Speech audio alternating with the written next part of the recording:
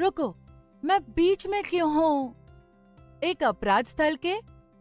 ये काफी डरावना और रोमांचक है। ऐसा लगता है कि यहाँ बड़े पैमाने पर लूटपाट हुई है। क्या आपको लगता है कि हम अपराधी को पकड़ सकते हैं?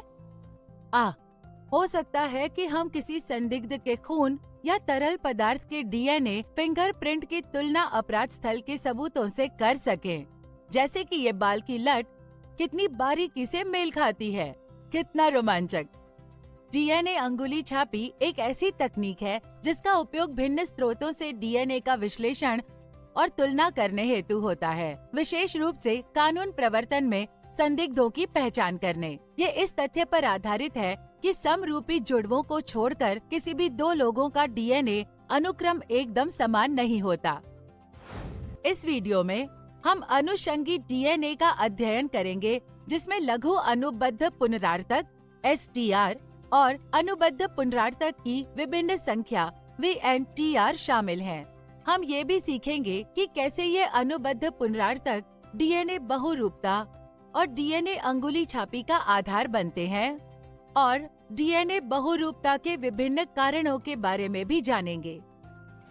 यहाँ हमारे पास एक परख नली में यूकैरियोटिक डीएनए है। इससे अनुषंगी डीएनए के विलगन हेतु हमें घनत्व प्रवणता उत्पन्न करने के लिए इस परख नली में सीजियम क्लोराइड विलयन मिलाने की आवश्यकता है। फिर हम इस परख नली का अपकेंद्रीकरण कक्ष में अपकेंद्रीकरण करते हैं।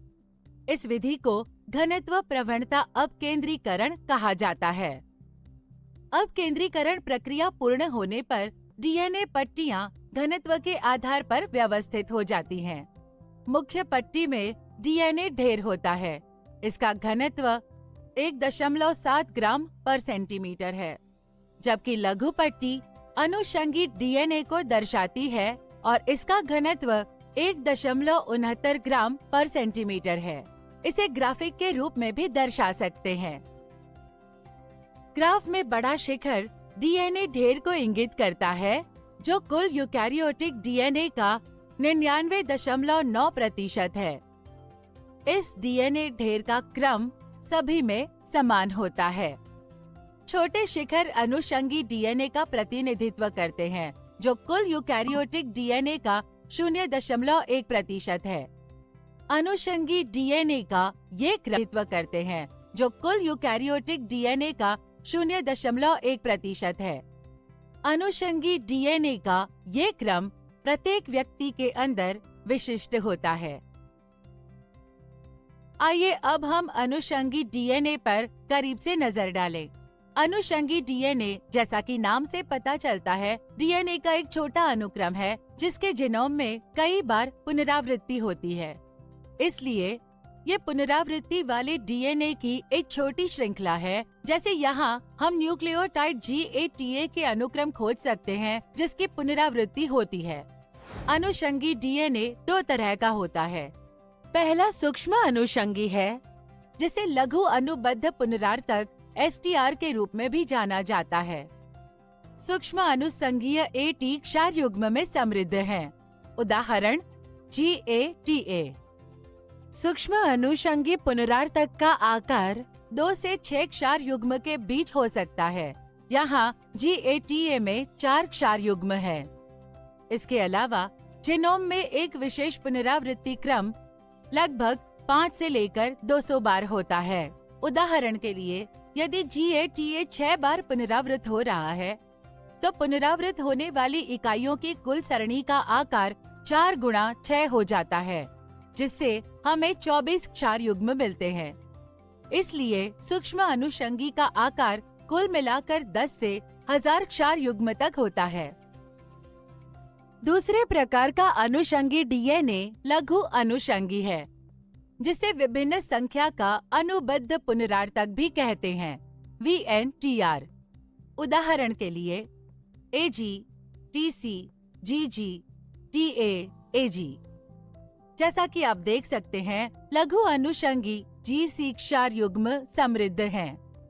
इसका आकार 10 से 60 क्षार युग्म तक होता है।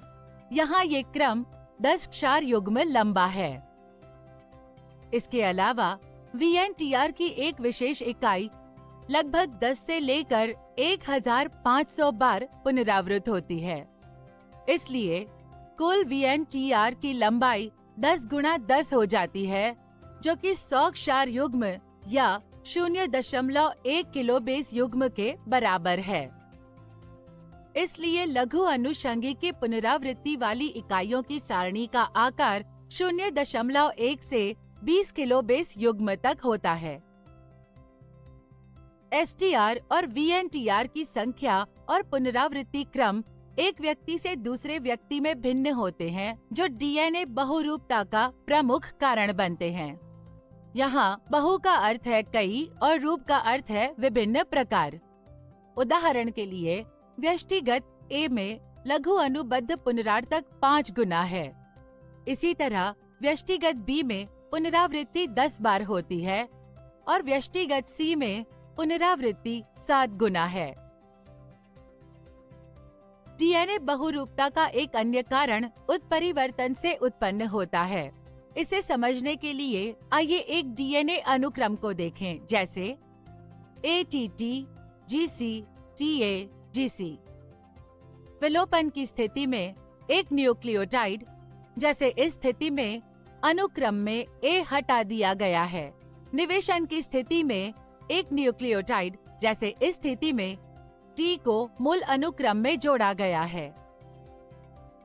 प्रतिकृति के दौरान यहाँ TAG जैसे क्षार युग्म का एक समुच्चय प्रतिकृत हो जाता है और प्रतिस्थापन के दौरान मूल क्रम में न्यूक्लियोटाइड A G में बदल जाता है।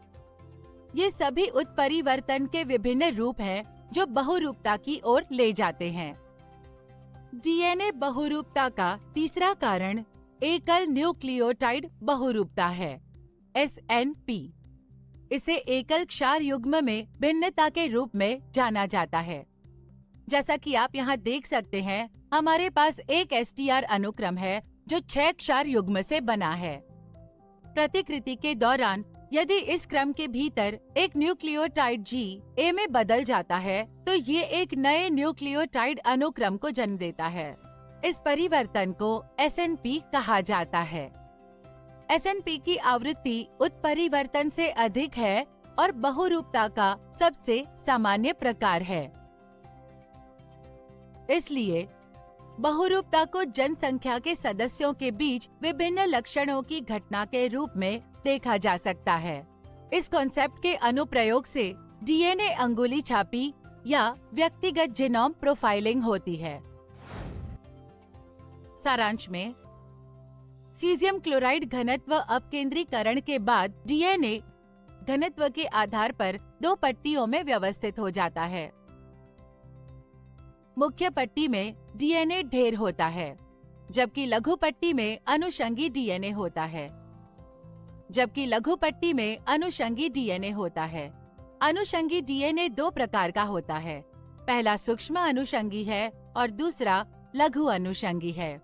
DNA बहुरूपता DNA के विशेष अनुक्रम में भिन्नता को संदर्भित करता है। DNA बहुरूपता का पहला कारण एक व्यक्ति से दूसरे व्यक्ति में STR और VNTR के अनुक्रम में पुनरावर्ती भिन्नता है। दूसरा कारण एकल न्यूक्लियोटाइड बहुरूपता SNP है। तीसरा कारण उत्परिवर्तन है।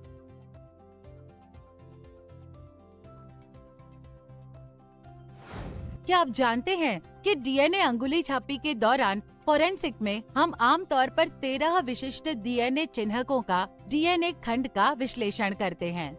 और एक अन्य तथ्य, 2 लोगों के पास एक ही 13 लोकाई DNA प्रोफाइल होने की संभावना 1 अरब में लगभग केवल एक ही है।